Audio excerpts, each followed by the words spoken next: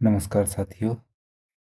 आज की वीडियो में आपके सामने मैं कुछ टिप्स लेके आया हूँ,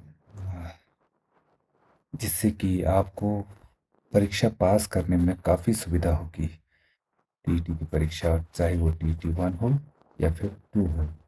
तो ध्यान से इस वीडियो को देखिएगा और मनन कीजिएगा। तो मुझे लगता है कि जो है आपके लिए ये सही रहेगा। यद्यपि प्रयास यही है, उम्मीद भी यही है कि टीईटी 2009-10 से पहले वाले सभी अध्यापकों का, 2011 से पहले वाले सभी अध्यापकों का टीईटी उन्हें देना ही ना पड़े।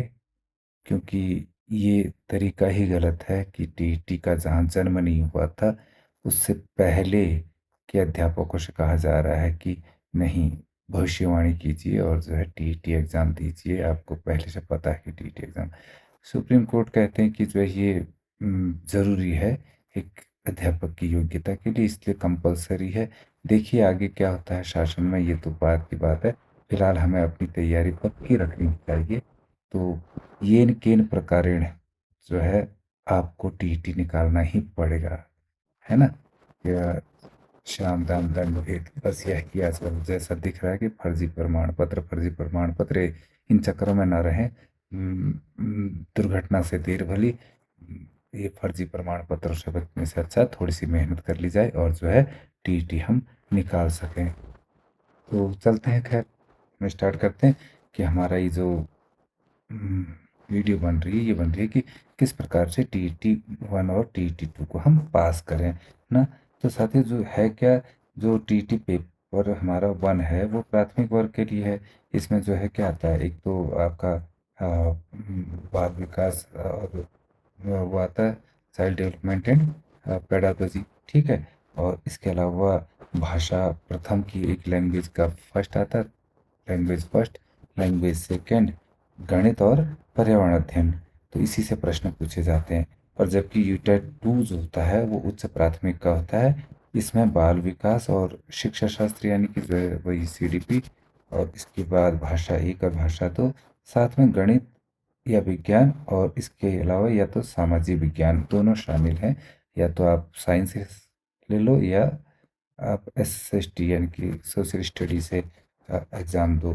तो जो आपके द्वारा चुने गए स्ट्रीम पर निर्भर करता है कि कौन सी स्ट्रीम से आपने भरा है, एसएसटी वाली या साइंस से, ठीक है। तो ये तो हो गया।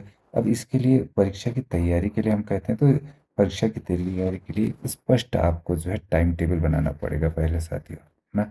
टाइम टेबल बहुत मस्ट है। अगर टाइम टेबल नहीं बनेगा तो जो है हम हमारा काम आधा अधूरा रहेगा। मतलब हम अपने काम का असेसमेंट नहीं कर सकते, अपने तैयारी का असेसमेंट नहीं हो सकता हमारा ना।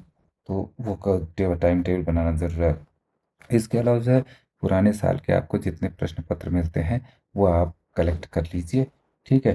होता क्या है कि पुराने प्रश्न पत्रों में जो शुरू शुरू में प्रश्न प्रश्न पत्र बने होते हैं तो बड़े मजे हुए बने होते हैं, बहुत अच्छे ढंग से मजे हुए, मतलब कि बड़ा उन पर मंथन किया करने के पश्चात ही प्रश्न तैयार होते हैं। और एग्जाम और जो प्रश्न पत्र दोबारा बनते हैं, बाद में बनते हैं, तो उनमें उन प्रश्नों की बहुत आवश्यकता प्रतीत होती है कि ये प्रश्न, क्योंकि इंपॉर्टेंट प्रश्न कुछ ही होते हैं, ज़्यादा नहीं होते हैं। तो इसलिए उन्हीं में से रिपीट हो जाते हैं प्रश्न, है ना। तो हमें जो है पिछले सालों के प्रश्न पत्र भी देखने बहुत आवश्यक हैं इसमें। और इसके अलावा जो इम्पोर्टेंट सब्जेक्ट्स हमारे महत्वपूर्ण विषय हैं जो आपके, ठीक, तो उन पर जो है उन पर जो है बहुत ध्यान देने की ज़रूरत है, ज़्यादा ध्यान देने की ज़रूरत है। और इसके बाद जो है लास्ट में आप एग्ज़ाम देने जाते हैं तो परीक्षा में बेखौफ होकर शांत भाव से परीक्षा दीजिएगा। तो इसके लिए मैं एडवांस में ही आप सभी को मेरी बेस्ट विशेज़ हैं आपके साथ, ठीक है। तो शुरू करते हैं कि कैसे हम पास करें टीईटी 1 या टीईटी 2 को। तो जो पहला पॉइंट रखा है मैंने साथियों, वो रखा है सिलेबस और पैटर्न, ठीक। तो सिलेबस और पैटर्न तो आपको बता दिया मैंने, ये टीटी 1 और 2 का तो पैटर्न पहले ही बता दिया कि कहाँ कहाँ आता है। आता है क्या, दोनों में 150 नंबर के का पेपर होता है, ठीक है। 150 नंबर का पेपर होता है। और कैटेगरी वाइज अगर इसे हम देखें तो जो हमारी जनरल कैटेगरी है, तो जनरल कैटेगरी के साथियों को जो है 90 अंक लाने पड़ते हैं, इसमें 90 मार्क्स लाने पड़ते हैं, या फिर उसे 60% कह सकते हैं आप। मतलब 150 का 60%, 90%, 90 नंबर होता है, तो उन्हें 90% पासिंग मार्क्स जो है उनके यह है। ठीक। अगर हम बात करते हैं इसी में ओबीसी कैंडिडेट्स की, तो ओबीसी साथियों के लिए जो है यही चीज़ क्या है, 75 नंबर है, 75 नंबर या आपका 50%, 75 नंबर या 50%। और जो हमारे एससी और एसटी साथी हैं, उनके लिए जो है यही चीज़ क्या आ गई है, आपका 60 नंबर या 40%। ठीक है। तो ये तो मैंने बता दिया इसका क्या है क्राइटेरिया करके मार्किंग का ना। तो आप अब है क्या, तो इन 150 प्रश्नों के साथ साथ एक और चीज़ है कि इसमें नेगेटिव मार्किंग नहीं है साथियों, नेगेटिव मार्किंग नहीं है। ठीक। तो नेगेटिव मार्किंग नहीं है, तो नेगेटिव मार्किंग नहीं होने का आप लोग फ़ायदा उठाएं, सभी 150 प्रश्न हल करें। ठीक है। हल तभी होगा जब आप टाइम पर प्रश्न करेंगे। परीक्षा में एक भी प्रश्न को आपको खाली नहीं छोड़ना है ना। और जो टाइम आपका समाप्त होने से पहले सभी प्रश्नों को OMR शीट पर गोले बना देने हैं। ठीक है। OMR शीट जो मिलेगी आपको उस पर गोले बना देने हैं। और इसके बाद जो है हमारा दूसरा पॉइंट है, वो है भाषा के चयन में सावधानी बरतें रहे। अभी आप जब फॉर्म भर रहे हैं, तो इसमें देखिएगा साथियों कि आपने लैंग्वेज फर्स्ट में क्या कौन सी भाषा भरी है और लैंग्वेज सेकंड में कौन सी भरी है। ठीक है। ये चीज़ आपको देखना है। और ध्यान रखिएगा कि लैंग्वेज फर्स्ट उसी को भरिए आप जिस लैंग्वेज पर आपकी कमांड बहुत अच्छी है। क्योंकि जो है लैंग्वेज वन में जो है लैंग्वेज सेकंड से थोड़ा सा प्रश्न थोड़े से टफ आएंगे साथियों। ठीक है। और लैंग्वेज टू भी आप भरेंगे तो जो है उसको भी आप ज़रा उसमें देख लीजिएगा कि मेन चीज़ क्या होता है कि दोनों में ग्रामर जो है, ग्रामर वाला पोर्शन जो है उसको आप देख लीजिएगा, है ना। एक तो क्या होता है कि जो जो कॉम्प्रिहेंसिव क्वेश्चन आते हैं उसमें गद्यांश पद्यांश वाले, तो वो कॉम्प्रिहेंसिव क्वेश्चन को आप देखना है। ये जो है आपके गद्यांश से भी आ सकते हैं और पद्यांश से भी। तो उसमें आपकी जो है पकड़ बहुत मजबूत होनी चाहिए। पकड़ मजबूत क्या देखना है, क्योंकि दोनों गद्यांश दोनों मतलब भाषाओं के जो है गद्यांश और पद्यांश को मिलाकर इसमें लगभग 30 नंबर का आपका प्रश्न आ जाते हैं। ठीक है।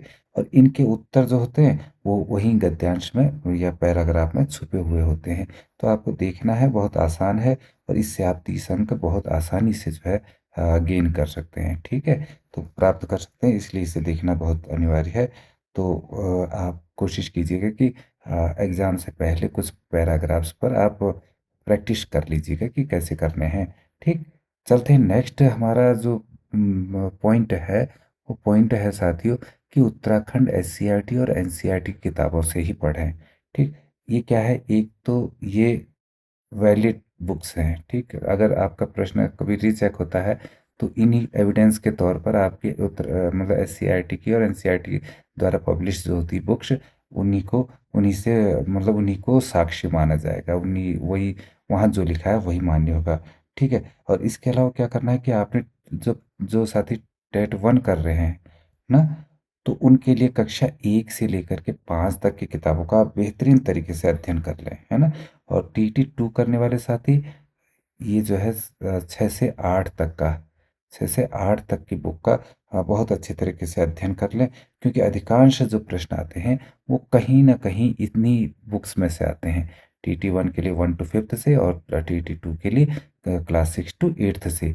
तो आप बहुत अच्छे तरीके से अगर इन्हें एक बार अध्ययन कर लेते तो आपका मुझे लगता नहीं है कि पेडागोजी के अलावा काफ़ी इसमें जो है प्रश्न आपके हल हो जाएंगे। ठीक है। और नेक्स्ट जो है चौथा बिंदु है हमारा, पिछले साल के पेपर हल करें। पिछले साल मतलब कि आपका PIQs ना, प्रीवियस ईयर क्वेश्चंस जो होते हैं वो आप इसमें हल करें, जितना पहले के हो सकते हैं। वैसे मिनिमम 5 ईयर के तो लेने ही चाहिए। अगर 10 साल के हैं तो 10 साल के आप रख लें, जितने आप मिल जाएंगे, इनकी वेबसाइट से मिल जाएंगे आपको ना। तो वो मतलब जितने वर्षों के आपको मिले वो ढूंढ करके उन्हें हल करें। और मैंने बताया था आपको कि पिछले सालों के प्रश्न हल क्यों करने चाहिए, शुरू में ही बताया था।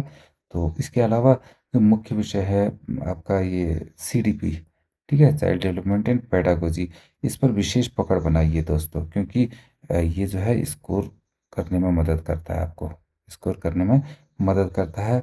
इसके अलावा आप लैंग्वेज हो गया, गणित हो गया, और उसके बाद ईवीएस हो गया, इनको भी नियमित अभ्यास करें, क्योंकि ये आपका स्कोर बढ़ाएंगे। और अगला पॉइंट है हमारा, गणित से डरे नहीं। तो होता क्या है साथियों, गणित टाइम टेकिंग सब्जेक्ट तो है, ठीक है, इसमें समय तो बर्बाद होता है, लेकिन है क्या, अगर ये TT1 पर अगर देखें हम, TT1 पे, तो अगर अगर आपकी गणित कमज़ोर है तो आप चिंता न करें ना। इसमें क्या होता है TT1 में, इसमें 15 प्रश्न जो है गणित के, गणित पेडागोजी से आते हैं, है ना, मैथ्स पेडागोजी, ये मतलब मैथ्स गणित शिक्षा शास्त्र से, गणित शिक्षण से आते हैं। तो आप बड़े आसानी से उन्हें जो है हल कर सकते हैं अपनी सूझबूझ से ना, कि गणित कैसे पढ़ाएं, इस पर आधारित होते हैं प्रश्न। तो गणित कैसे पढ़ाएं, इनमें प्रश्न तो देना नहीं है, ज़्यादा सॉल्व तो करने नहीं है, केवल आपको टिक करना है। तो आप सोचिएगा कि जो है गणित से बच्चे नहीं डर रहे हैं, या गणित को कैसे पढ़ाना चाहिए अध्यापक को, ठीक, तो कौन सी विधि जो है इसमें कारगर होगी, इस टाइप के पेडागोजी से संबंधित प्रश्न आते हैं। तो वो 15 प्रश्न तो आप कर सकते हैं, 15 में से आप 10 नंबर तो यहाँ ले ही आ सकते हैं, है ना, बहुत आसानी से। और बाकी 15 प्रश्न जो होते हैं वो आपके बेसिक न्यूमेरिकल्स वाले होते हैं, न्यूमेरिकल्स, ठीक है। अब इन न्यूमेरिकल्स में होते क्या है, जैसे जोड़ना, घटाना, आपका गुणा भाग, फ्रैक्शन हो गया, और प्लेस वैल्यू स्थानीय मान हो गया, या फिर जो है लाभ हानि के सवाल हो गए, या समय और कैलेंडर वाले। तो कोई इतने टफ सवाल नहीं होते कि आपको बहुत बड़ी जो है बड़ा फार्मूला याद करके रखना पड़े और जो है तभी वो हल हो पाए। नहीं नहीं, इसके लिए फार्मूले की आवश्यकता है नहीं। आपको, आप अगर थोड़ा दे लेट होएगी, लेकिन जो है धीमी प्रक्रिया से भी उन सवालों को हल कर सकते हैं, है ना। तो मतलब मेरा धीमी प्रक्रिया का मतलब है, जैसे कि आपका 4×7 आया ना, 4×7 आया, तो 7×4 = 28 जैसे होता है, वो तो होता ही है, ठीक है। करने वाला व्यक्ति अलग मेथड कर सकता है, लेकिन अगर आप 7 को 4 टाइम जो है ऐड कर रहे हैं, तो वो भी आपको जो है 28 ही देगा। थोड़ा सा टाइम लगेगा, लेकिन जो है हल हो जाएगा। इसके बाद जो है अ, हम बात कर रहे थे ये कि जो है मतलब आपका कोई फॉर्मूले की इसमें आवश्यकता नहीं होती है ना, आसानी से हल हो जाते हैं। तो आप लोग गणित से डरे नहीं, और शांत मन से जो है इसे कीजिएगा। लेकिन शुरू में मत कीजिए, शुरू में जो आते हैं बस उसी को कीजिएगा आप। ये जो बाद में बात करते हैं कि बाकी वालों के सवालों को क्या करना है। तो अगला पॉइंट है, प्रतिदिन नोट्स बनाएं साथियों, ठीक है। इसमें इस नोट्स में क्या रख सकते हैं आप, जो आपकी इम्पोर्टेंट डेफिनेशन है, इम्पोर्टेंट डेफिनेशंस जो होती है ना, ये अलग अलग मनोवैज्ञानिकों के, साइकोलॉजिस्ट जो होते हैं उन सब की, और समाजशास्त्रियों की ना, तो वो आप परिभाषाएं बना सकते हैं। इसके अलावा उनके द्वारा दिए गए सिद्धांत जो प्रिंसिपल्स जो होते हैं, वो सिद्धांत, वो, और इसके अलावा कुछ सूत्र गणित के भी हो सकते हैं, या उनके सूत्र, जैसे आईक्यू की अभी हमने बात की थी ना, आईक्यू हमने वीडियो में पढ़ाया था कि MA/RA/100, MA/RA × 100। तो इस तरह के जो छोटे छोटे फॉर्मूले हैं जो आपको बाद में काम आएंगे, वो आप इसमें नोट्स में रख सकते हैं, ताकि आपके परीक्षा से पहले तेज़ी से आप उनका रिवीजन भी कर सकें। इसीलिए आवश्यक है कि रिवीजन आपका हो सके, है ना, पुनरावृत्ति हो सके। तो जो है ज़्यादा टाइम तो रहेगा नहीं उसके बाद, तो आप नोट्स देखेंगे और आपको वो तुरंत जो है आप रिकॉल कर पाएंगे जो आपने पढ़ा है ना। इसके अलावा जो है जो उत्तराखंड बोर्ड की कक्षा 3 से 5 की जो ईवीएस की बुक है, ईवीएस की ना, तो उस किताब को आप बड़े ध्यान से पढ़ लें साथियों, ठीक। उनमें मुख्य बिंदु, जैसे कि आपके नेशनल पार्क कौन से हैं, राष्ट्रीय उद्यान हो गए ना, और उत्तराखंड की नदियाँ कौन सी हैं, या उत्तराखंड के त्योहार और संस्कृति, प्रदूषण क्या है, प्रमुख आंदोलन क्या क्या हुए उत्तराखंड में, ये सब आपको ईवीएस की बुक्स में 5 तक की मिल जाएंगी, ठीक है। और अगर आपको और डिटेल में जाना है, तो इसमें आप मेरे यूट्यूब चैनल में वीडियो डाल रखी है मैंने, वो कंपटीशन एग्ज़ाम के लिए। तो ये उत्तराखंड से रिलेटेड काफ़ी चीज़ें उसमें सभी हैं, नदियाँ भी हैं उसमें, इसके अलावा जो है राष्ट्रीय उद्यान भी हैं, त्योहार और संस्कृति सभी चीज़ हैं। तो आप उन वीडियो को भी वीडियोज देख सकते हैं, ठीक है साथियों। तो इन सब को अगर आप देख लेंगे तो आपके काफ़ी प्रश्न वहाँ से आएंगे, निकल के आएंगे, और जो है आप उन्हें सॉल्व कर पाएंगे। नेक्स्ट जो बिंदु है, नेक्स्ट आपका एक ट्रिक है, वो है बाल विकास पर सबसे ज़्यादा फोकस करें। मैंने पहले भी बताया, अभी भी बोल रहा हूँ कि जो सीडीपी है, child development and pedagogy pedagogy, इस पर जो है आपको बहुत ज़्यादा फोकस करना है साथियों, ठीक है। जैसे कि जो जीन पियाजे हैं, या फिर जॉन डीवी है, कोहलबर्ग है ना, वाइगोत्स्की है, इन सब के सिद्धांत और उनकी शिक्षण विधियों को गहराई से समझें। समझने का मतलब ये नहीं कि आप रट लें उसे, आपको याद करना है। याद करने का मतलब कि आप उस जगह पर खुद को रख करके देखें, ठीक है। आप खुद को उस जगह पर रख करके देखेंगे तो आपको बहुत आसानी से ये समझ आने लगेगा कि क्या है। क्योंकि इस विषय में जो है अकेले 30 नंबर जो है ये विषय तय करता है, ठीक है। और बाकी विषयों में भी पेडागोजी जो आती है, जो मैं कह रहा था 15-15 नंबर की, वो सब्जेक्टिव पेडागोजी होती है। तो उस वो भी इसमें कवर हो जाती है, ठीक है। इस सीडीपी में उसे भी कवर कर लोगे आप, तो इससे जो है काफ़ी आपको सहायता मिल जाएगी स्कोर करने में। इससे स्कोर करने में काफ़ी जगह में वो मिल जाएगी, ठीक है। और पेडागोजी में आप ये देखिएगा हमेशा कि बच्चे का हित जहाँ है, ठीक है, बच्चे का हित, चाहे गलत ही क्यों नहीं हो रहा, चाहे गलत ही क्यों नहीं हो रहा, बच्चे के साथ दंड का प्राविधान है ही नहीं। बच्चे ने दूसरे बच्चे को पीटा, तो आप क्या करेंगे? ऑप्शन आया कि उसके अभिभावकों को बताएंगे, या उसको उसके साथ उसको दंड देंगे, या उस या उससे सही परामर्श देंगे, या ऐसे ही छोड़ देंगे।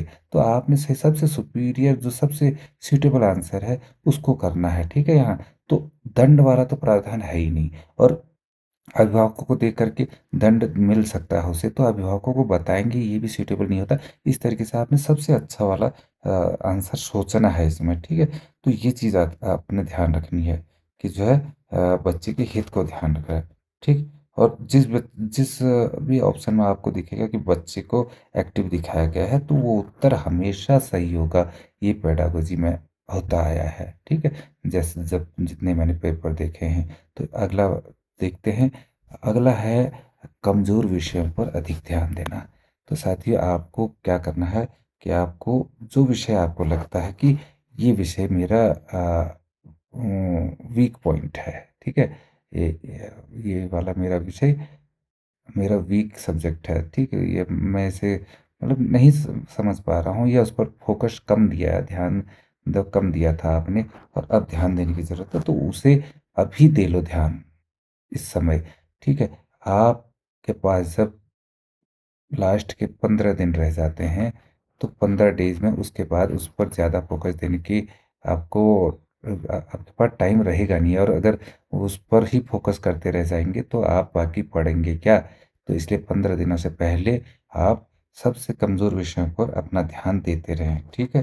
तो उससे जो है होगा क्या कि ये आपको नंबर गेन करके देंगे, ठीक है, नंबर गेन करके देंगे। और यही आपकी सफलता और असफलता का कारण बनते हैं, यही जो कमज़ोर विषयों से जो आपने नंबर पाए हैं। लास्ट में होता यही है कि जो है, अरे 30 में से उसमें उस वाले सब्जेक्ट में 12 ही रह गए, वो 12 की जगह अगर 13 आ गए होते तो पास हो जाता। तो पास हो जाता का मतलब है कि इस पर ध्यान दिया नहीं गया था, इस तो भी 12 नंबर आ गए थे। अगर ध्यान दिया होता तो 15 आ जाएंगे, 15 आ जाएंगे तो आप ऑलरेडी पास हो जाओगे। तो ये है कमज़ोर विषयों पर अधिक ध्यान देना साथियों, ठीक है। अगला जो है पॉइंट मैंने रखा है, मॉक टेस्ट दें, ठीक है। मॉक टेस्ट आप जो है रोजाना जो है एक मतलब अभ्यास से पहले जो है एक मतलब अभ्यास के लिए एक टाइम मैनेजमेंट या टाइम टेबल बना लें साथियों, है ना, टाइम टेबल, ठीक। उससे क्या होगा, उससे एक तो ये होगा कि आपको डेली डेली प्रैक्टिस से जो है आपका एक टाइम टेबल बना होगा, तो इससे आपको अधिक ज्ञान, आपको असेसमेंट करना, अपना ही इवैल्यूएशन करने में सहायता होगी कि मैंने कितना सीखा था, कितना सीखा। अब आपको पता लगा कि आज आपने पढ़ा है, कल छोड़ दिया आपने, परसों फिर पढ़ने बैठे, और ये जो पढ़ा था ये रिकॉल हो ही नहीं पा रहा है, और हो भी रहा है तो आधा अधूरा हो रहा है। और जबकि है क्या होना ये चाहिए, आपने आज पढ़ा, कल आपने फिर रखा, 10 मिनट जो है इस चीज़ को रिवाइज करने के लिए रख दिया, जो पहले दिन पढ़ा था उसके बाद नई चीज़ पढ़ी, अगले दिन फिर इन दोनों को रिवाइज किया, हल्का टाइम उतना रख दिया, करते गए और एक चेन बनेगी। ये चेन जो है तब कब तक बनेगी, जब तक एग्ज़ाम हो नहीं जाता, और एग्ज़ाम होते ही आप पास हो जाएंगे। ठीक है साथियों, तो इस तरीके से करना है। और इससे दूसरी चीज़ क्या होती है, आपका परीक्षा के प्रति डर भी कम होता है, क्योंकि आपको पता है तो ऑलरेडी तो आप मॉक टेस्ट दे ही रहे हैं अपने, है ना। तो इससे क्या होगा, आपका आपके अंदर का डर कम हो जाएगा। तो डर, क्योंकि डर जो है, जैसे ही डर पैदा होता है तो आपको जो चीज़ आती है वो भी उसमें भी कन्फ्यूज़न शुरू हो जाती है। ठीक है, तो वो भी हम भूल जाते हैं, ठीक, डर के मारे। तो यही चीज़ है, इसलिए जो है अपना डर को कम करना है तो मॉक टेस्ट टेस्ट ज़रूरत है। और हफ्ते में कम से कम 2 बार, 2 टाइम्स इन अ वीक, ठीक है, 2 टाइम्स इन अ वीक आपको क्या करना है कि एक अलार्म लगाना है। अलार्म लगा लीजिएगा, ठीक है। और अलार्म लगाकर बिना किसी रुकावट के उसे 2 घंटे के अंदर समाप्त करने की प्रयास कीजिएगा। 2 घंटे का अलार्म, 2 घंटे बाद अलार्म लगा दीजिए और पेपर को सॉल्व कीजिए, ठीक। तो इससे जो है आपको अपना पता चलेगा कि आप किस विषय में जो है ज़्यादा समय ले रहे हैं, ठीक। पहली चीज़ तो ये पता लगेगा कि आपको किस समय में किस विषय में आप ज़्यादा समय ले रहे हैं। होता क्या है, अमूमन मैंने बताया था कि भी गणित है, गणित विषय जो है ये टाइम टेकन वाला है। और इसके अलावा जो हमारे पैसेज होते हैं, गद्यांश ना, इनमें भी हमें देखना पड़ता है क्वेश्चन के आंसर। आपको 4-5 क्वेश्चन दिए गएंगे, पैसेज में से ढूंढना पड़ता है। तो ढूंढने के लिए हमें पैसेज को बार बार पढ़ना पड़ता है, बार बार पढ़ेंगे तो टाइम वेस्ट होगा। तो टाइम, इसमें भी टाइम जो है ज़्यादा लेता है। तो इन पर आप अभ्यास कीजिएगा कि हम इसे कैसे कैसे जल्दी कर सकते हैं, है ना। और इससे फ़ायदा क्या होगा कि आप जब एग्जामिनेशन हॉल में बैठेंगे तो आपको आप जो है इसको बेहतर तरीके से डिस्ट्रीब्यूट कर सकेंगे कि मुझे कितना टाइम देना है, इस मैथ्स को कितना टाइम देना है मैंने आपके पैसेजेस को, ठीक है। तो ये भी हो जाएगा। अगला जो बिंदु मैंने रखा है साथियों, वो रखा है टाइम मैनेजमेंट का अभ्यास करें, ठीक। आपने क्या करना है, कठिन प्रश्नों पर ज़्यादा टाइम नहीं लगाना है। जो आपको लगते हैं कि कठिन है, कठिन है कर लेंगे। कठिन का मतलब ये नहीं कि आपने, मैं ये नहीं कह रहा हूँ कि आपको नहीं आते हैं, कठिन है, लेकिन समय समय ज़्यादा लग रहा है उसमें, ठीक है। तो उस पर अभी समय बर्बाद ना करें आप। मतलब एक कैलकुलेशन है, आपको आती है कैलकुलेशन, ठीक है, उस कैलकुलेशन में आपको माना 4 मिनट लग रहे हैं, 4 मिनट, और आपको पता है कि जो है मुझे 1 मिनट चाहिए एक प्रश्न पे, तो इसको 4 मिनट वाले को मैं बाद में, जब हमारे पास टाइम बचेगा, कर लेंगे। उससे पहले आपको जो आते हैं सीधे करते जाइए आप, ठीक है, उस पर आपको समय बर्बाद नहीं करना है। और पहले उन प्रश्नों को करें जो आपको अच्छे से आते हैं, बिल्कुल आप श्योर हो कि जो है आपको वो प्रश्न आता है, उसका आंसर एग्जैक्ट वही है जो आपको आता है, ठीक है। तो और लास्ट में जो है बचे हुए सभी प्रश्नों को आप पहले उससे करें, सॉल्व करके देखें, ठीक है, सोच के देखें। उसके बाद जो है अंदाजे से टिक करें, ठीक। एग्जाम में जो है 150 मिनट में 150 प्रश्न आपको हल करने होते हैं। तो बिना नेगेटिव मार्किंग के हैं, तो उसका फ़ायदा यह है कि आप सारे जो है सॉल्व कर लेते हैं। और वो तब हो पाएंगे जब आप मॉक टेस्ट समय समय पर अपने देते रहें, एक OMR शीट लें और जो है उस पर क्वेश्चनों का आंसर करते रहें। और क्वेश्चन पेपर्स बनाते रहेंगे, हम बात करेंगे, हम क्वेश्चन पेपर में लास्ट लास्ट में बनाऊंगा आपके लिए। जब 10 दिन रह जाएंगे तो मैं क्वेश्चन पेपर्स इम्पोर्टेंट क्वेश्चन होंगे उसमें, तो उस टाइप से हम अभ्यास कर लेंगे। और तो आपको आपने टाइम कितना वेस्ट कर रहे हैं उस पर, किस प्रश्न पे कितना टाइम लग रहा है, ये आपको पता लग जाएगा। चलते हैं नेक्स्ट क्वेश्चन पर साथियों। नेक्स्ट बिंदु जो है हमारा, वो है सकारात्मक शब्दों को पहचानें। सकारात्मक शब्दों को पहचाने में हर वीडियो में आपको साथियों कहता हूँ ना कि जो है कहीं पर अगर अवसर देना आता है, ठीक है, या मैंने बोला था बच्चा जहाँ एक्टिव है, बच्चे बच्चे पर चाइल्ड सेंटर्ड एजुकेशन है, इसलिए जो है सब चीज़ चाइल्ड पर है, ठीक है। तो वो आपने देखना है। तो जो होता है कि पेडागोजी के प्रश्नों में जो है विकल्पों में अगर आपको आता है कि अपॉर्चुनिटीज़ मिलती है, अवसर देना बच्चों को, ठीक है, अवसर देने वाली बात आती है, या फिर बच्चा कहाँ सक्रिय है, या सहभागिता वाली बात आती है ना, या उसको प्रोत्साहन करने वाली, प्रोत्साहित करने वाली, या प्रोत्साहन देने वाली बात आती है, ठीक है, मतलब इनकरेज करने वाली। तो वो आपका उत्तर सही है बिल्कुल। मतलब आप ये लगा लीजिए कम से कम 95% तो वो आंसर आपका बिल्कुल करेक्ट है। ठीक है। बाकी 1-2% अगर प्रश्न बदला है तो अलग चीज़ है, नहीं तो ये प्रश्न सही ही होते हैं। आप पहले देखिएगा, ऑप्शन ऑप्शन तो सभी देखने हैं आपको।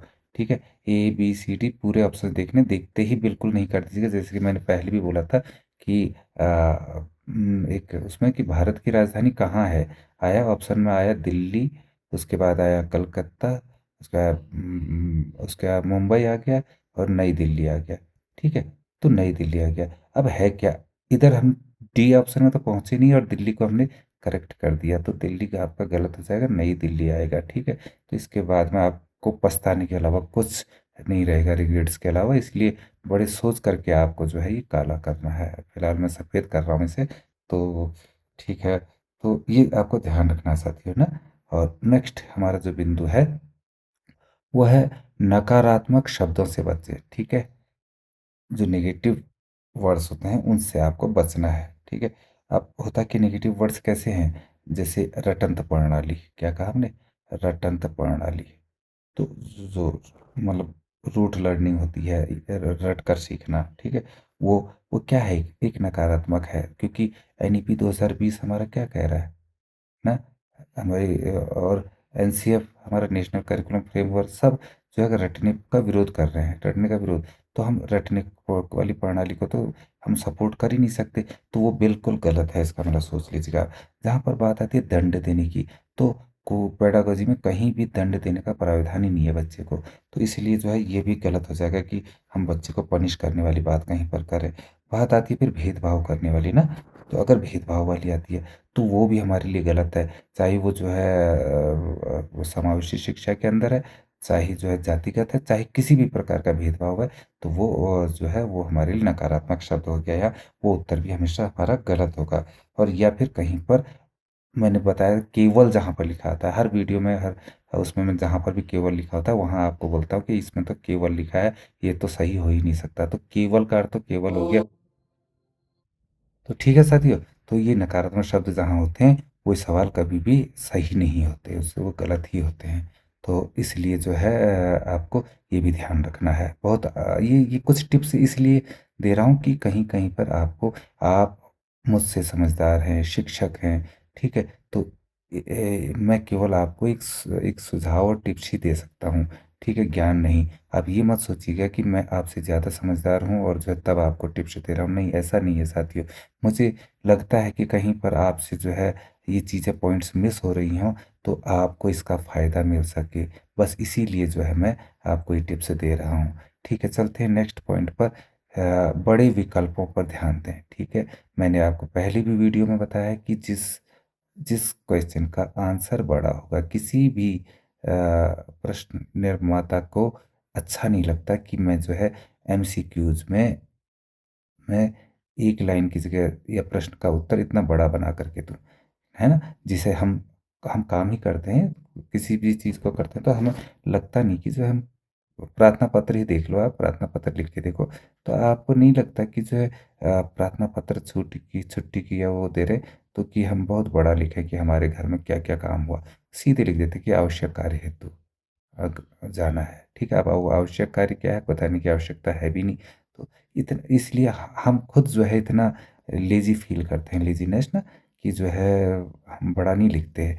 तो उसी तरीके से प्रश्न निर्माणकर्ता भी बड़ा लिखना नहीं चाहता, लेकिन कुछ चीज़ें ऐसी होती हैं जहाँ पर उसको समझाया जाना बहुत आवश्यकता है, बड़ा होना चाहता है। कभी कभी ऐसा होता है स्पष्टीकरण हो जाता है किसी का, साथी का, हमारे कभी कभी ऐसा होना किसी के साथ, लेकिन उसमें फिर उसको स्पष्टीकरण देते समय सारी चीज़ें बड़ी डिटेल में लिखनी पड़ती हैं। ठीक है। तो मतलब स्पष्टीकरण को लंबा जानबूझ के नहीं करने के बजाय मजबूरी है कर देना। उसी तरीके से यहाँ पर भी प्रश्न का उत्तर जो मजबूरी है बड़ा लिखना, बाकी छोटे छोटे दे दिए जाते हैं। तो जो मजबूरी है उस मजबूरी को पहचान जाओ प्रश्न निर्माण करता कि ये इसका उत्तर बिल्कुल यही है, एग्जैक्ट यही उत्तर है, तो ये राइट हो जाएगा। ठीक है।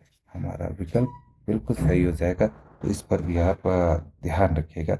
ठीक। तो इस ट्रिक का इस्तेमाल आप कर सकते हैं। अगला जो हमारा साथियों 14वां बिंदु है वो तुक्का लगाने की सही तकनीकी का है। देखिए हर सवाल तो ज़रूरी नहीं है कि हमें आ जाए ना। तो कुछ सवाल ऐसे होंगे जो हम जो है क्या नाम कहते हैं, तुक्का लगा करके करेंगे। तुक्का लगाने की भी टेक्निक है। ठीक है, ए बी सी डी, सीधे सीधे आप चले जाइए कौन बनेगा करोड़पति में ना। तो आप देखते ही होंगे, देखा ही होगा, उसमें 50-50 एक होता है लाइफ लाइन, तो 50-50। तो उन दो तीन उनको तो छोड़ दीजिए आप, जो जो आपको लगते हैं कि ये है ही नहीं, ये इसका आंसर हो ही नहीं सकता, उन्हें काट दीजिए सीधे। मतलब वो हमारे शीट में आपको कुछ नहीं करना है, आपने मन में भूल जाना है उन दो को। अब रह गए जो दो ऑप्शन, इन दो में से जो एग्जैक्ट परिभाषा या आपने कहीं से सुना हो और कुछ ना कुछ ऐसा दे रहा हो ये रिस्पॉन्स की जो है मतलब पॉजिटिव लग रहा हो। ठीक है, पॉजिटिव लग रहा हो तो उसको आपको ध्यान रखना है और उसे टिक कर देना है। अधिकांश ऐसे सवाल जो है फिर सही हो जाते हैं। ठीक है, और घर में आकर के आप जब प्रश्न पत्र मैच करेंगे क्या, तो जो है आपको काफ़ी खुशी मिलेगी कि मेरा ये तुक्का सही हो गया। ठीक है, और छोड़ना किसी को नहीं है। 150 क्वेश्चन है तो नेगेटिव मार्किंग है इतनी, तो छोड़ना किसी को नहीं है, क्योंकि आपके पास खोने के लिए कुछ नहीं है, पाने के लिए सब कुछ है। तो आपको छोड़ना कुछ नहीं है। हो सकता है जिसको आपने टिक नहीं किया वो आपका तुक्का कहीं सही हो गया होता, तो या वही तुक्का आपको जो है लास्ट आपका 90 नंबर का 89 नंबर बन रहे हैं और वही 90 नंबर दिला दे। ठीक है, तो आप पास हो जाओगे। कई मैंने मेरे साथी देखे हैं मैंने कि एग्जैक्ट उतने ही जितने चाहिए थे उतने ही नंबर मिले हैं उन्हें। तो कितने किस्मत वाले हैं। तो वैसे ही किस्मत आप ले करके आ सकते हैं यहाँ। ठीक है, तो आपको ये करना होगा। इस- तो ये आपको तुक्का लगाने के तकनीक मैंने बताई साथियों। अब अंतिम जो है मेरा बिंदु वह है, अंतिम 20 मिनट आप बचा कर रखें अपने पास। ठीक है साथियों, तो आप अपने पास 20 मिनट्स बचा कर ही रखें। इन 20 मिनट्स को क्यों बचा के रखना है? देखिए, आपने सबसे पहले किए वो सवाल जो आपको बिल्कुल एग्जैक्ट आते हैं, फिर वो सवाल किए जो टाइम टेक करना है, जिनमें समय लगता है, वो आपने कर लिए। ये आपके सही हो गए, ये भी आपके लगभग सही हो गए। ठीक है, अब आपके पास टाइम बचा किन के लिए? तुक्के वाले सवालों के लिए। ठीक है, सोच से बाहर वाले प्रश्नों के लिए। ठीक है, और क्या हुआ, मतलब जो छूटे हुए सवाल हैं, आपके छूटे हुए सवाल उनके लिए। ठीक, अब होता क्या है, तब तक एक चीज़ है कि आपका पूरा पूरा एग्ज़ाम हो चुका है, निपट ही चुका है, लगभग लास्ट 20 मिनट्स आपके पास लेफ्ट हैं। ठीक है, 20 मिनट बच्चे हैं। आपका सबसे पहले तो फियर जो होता है, डर, वो डर खत्म हो चुका है, भय खत्म हो चुका है कि जो होगा देखा जाएगा। अब तो हमने मतलब ओखल में सर डाल दिया तो मूसल से क्या डरना वाला हिसाब, ये डर खत्म हो चुका है। तो होता क्या है, डर के साथ मैंने कहा कि बुद्धि का भी ह्रास होता है ना। जब डर आता है तो बुद्धि का भी ह्रास हो रहा होता है। तो वो ह्रास होता है, वो डर कहाँ था, शुरू में था। और शुरू में आपकी बुद्धि कहीं ना कहीं उसका ह्रास थोड़ा बहुत हुआ था। तो अब जो 20 मिनट बचे हैं, इसमें अगर आप सोचेंगे आप दुनिया से बाहर वापस दुनिया में आ गए हैं, तो मतलब उस एकांत जगह से जहाँ पर आप घबराए हुए थे, वहाँ से आप बाहर आ चुके हैं। आपके ज्ञान चक्षु पुनः खुलने लगते हैं। ज्ञान चक्षु जो है फिर से खुलने लगते हैं। और ये 20 मिनट सबसे इम्पोर्टेंट मिनट्स होते हैं। अब आपको उन 20 मिनट्स में से आपके 10 मिनट देखने हैं सवालों को पुनः जो छूटे हुए हैं। वो सवालों में से आपको अधिकांश ऐसा लगेगा कि ये तो मैंने पढ़ा था, ये देखा था। ठीक है, तो आप बिल्कुल आसानी से उन्हें वो कर सकते हैं, रिकॉल करके टिक कर सकते हैं। अब लास्ट के 10 मिनट जो आपके पास बचते हैं, वो 10 मिनट आपके पास केवल अब चल उड़ जा रहे पंछी वाला हिसाब है। ठीक है, बचे हुए जो उसके बाद भी आपके इनमें जो 10 मिनट में आपकी बुद्धि ने साथ नहीं दिया, जिनमें वो 10 मिनट में उनको भरने का समय आ गया है। जल्दी जल्दी आपने क्या करना है, उन सारे OMR में शीट्स को गोला करना है। बिना तुक्का भी भूल जाइए यहाँ, क्योंकि अब टाइम बचा नहीं है। और आपको सीधे कर देना है उन्हें, ब्लैक कर देना है, बस ये समझिए, आपने छोड़ना कुछ नहीं है। तो ये अंतिम 20 मिनट का बचा हुआ टाइम था साथियों। तो इतना ही, ये 15 पॉइंट थे इसमें, और तो कुछ है नहीं। तो ऐसे ही, क्या नाम कहते हैं, मेरी वीडियो देखते रहिएगा साथियों। और ये जिन्होंने सब्सक्राइब नहीं किया वो सब्सक्राइब अवश्य करें साथी, है ना। और जिन्होंने जो है शेयर किया, शेयर ज़्यादा से ज़्यादा साथियों को कीजिएगा, कि सभी अपने ही साथी हैं, किसी का भला अगर हो जाता है इस वीडियो को देख करके तो वो अच्छा ही है। तो थैंक्स फॉर वॉचिंग, मिलते हैं अगली वीडियो में, तब तक के लिए बाय बाय।